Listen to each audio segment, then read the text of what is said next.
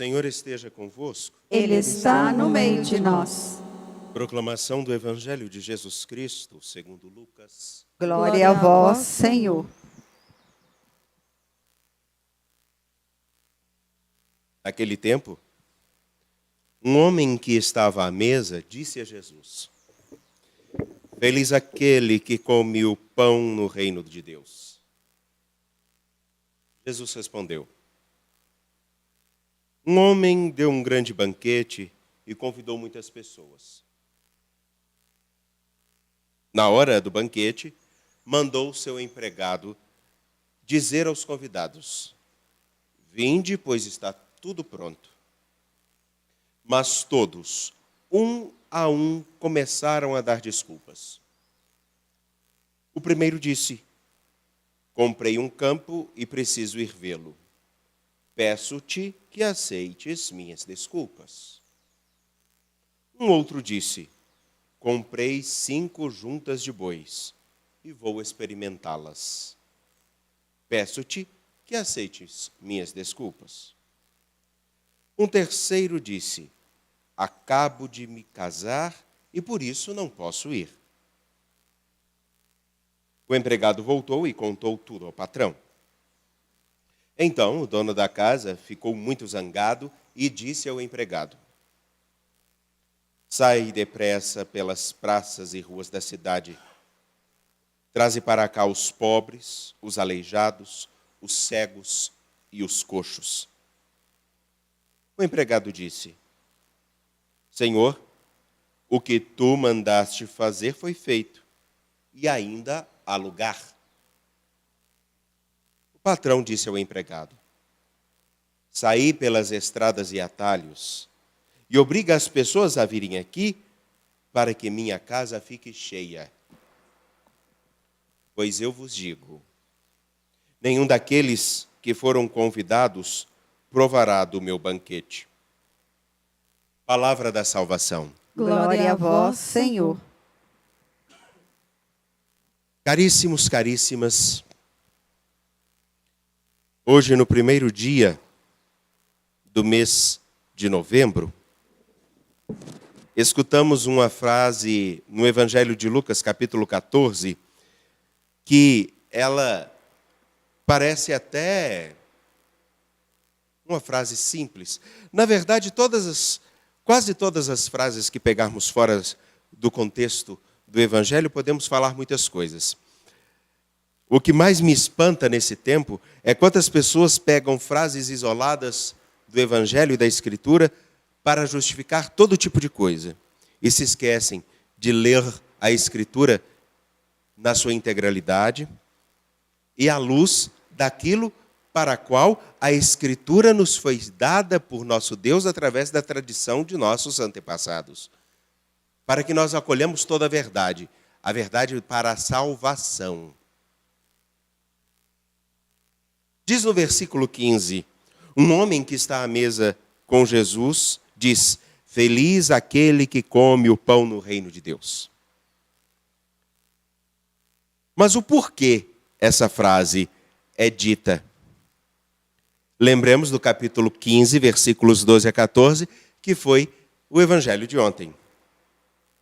Jesus indicando para aqueles que estão com ele na casa do chefe dos fariseus: Quando tu deres um almoço ou jantar, não convides teus amigos, nem teus irmãos, nem teus parentes, nem teus vizinhos ricos, pois estes poderiam também convidar-te, e isso já seria a tua recompensa. Pelo contrário, quando deres uma festa, convida os pobres, os aleijados, os coxos e os cegos. Então tu serás feliz, porque eles não te podem retribuir. Tu receberás a recompensa na ressurreição dos justos. Vejam que é o versículo 14. Aí então este homem, escutando a frase de Jesus, vai dizer: Feliz aquele que come o pão no reino de Deus. Logo, a ligação está aqui, em quem, acolhendo aquilo que Jesus orienta, não só como dando para quem pode retribuir, participa do banquete do reino de Deus.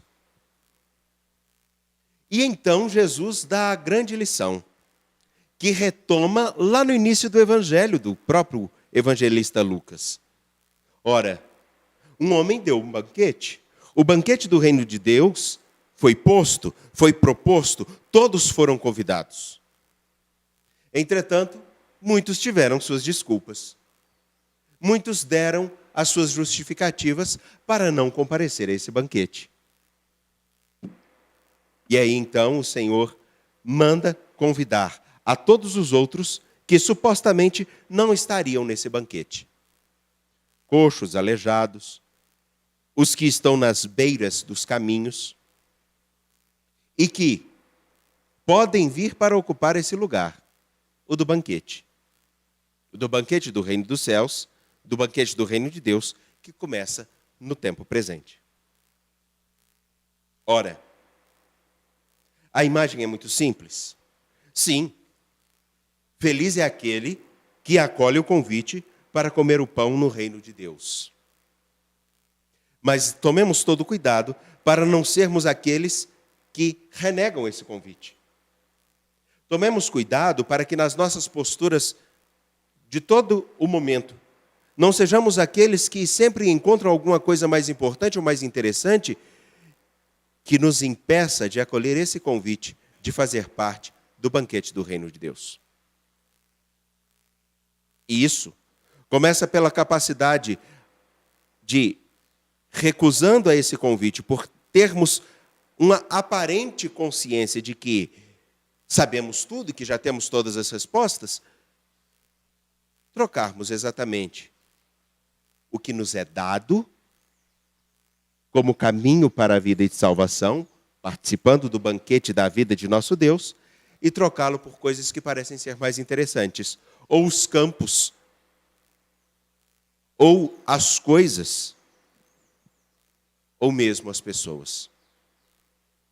Podemos trocar nosso Deus por ideologias, podemos trocar nosso Deus por pessoas, podemos trocar nosso Deus por coisas, podemos trocar nosso Deus por nós mesmos. E essa é a pior.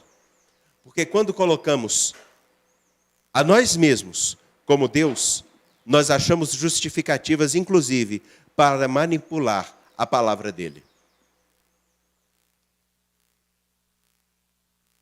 Aquilo que nós escutamos na primeira leitura, tirada da carta aos Filipenses, é muito simples.